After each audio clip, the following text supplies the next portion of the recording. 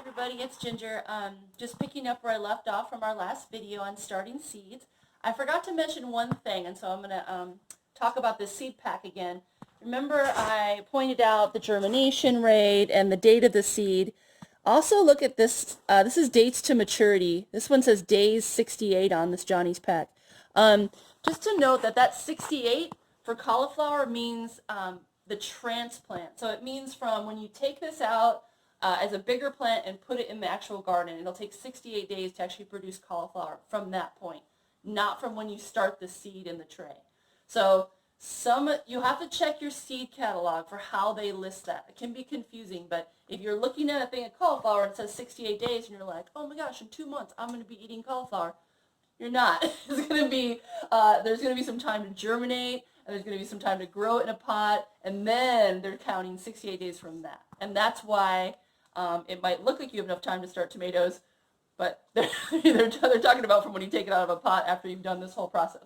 So we've left my hoop house, and now we are in my germinating room in my barn.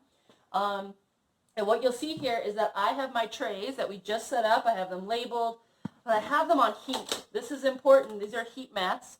As a farmer, I invested in some seed heating mats. I suggest if you're going to get really into gardening, you can do the same thing. They're awesome. You can set the temperatures on these, and they will germinate your seeds very quickly.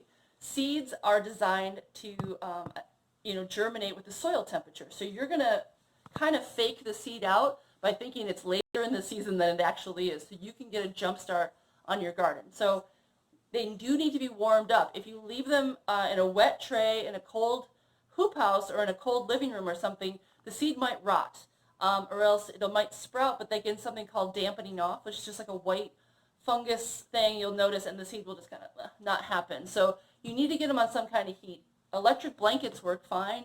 Heat mats, you kind of, for a hurt back, work great for a single tray. Just make sure you put some plastic over them and keep them at the very lowest setting. You don't want to cook your plants. So 68, 70 is when most plants will be the happiest.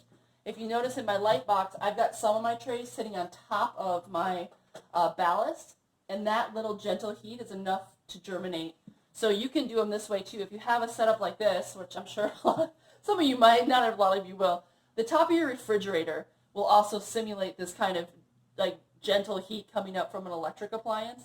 So if you have an electric appliance in your house that's always on, like your fridge, you probably get the right amount of heat by putting your trays up there.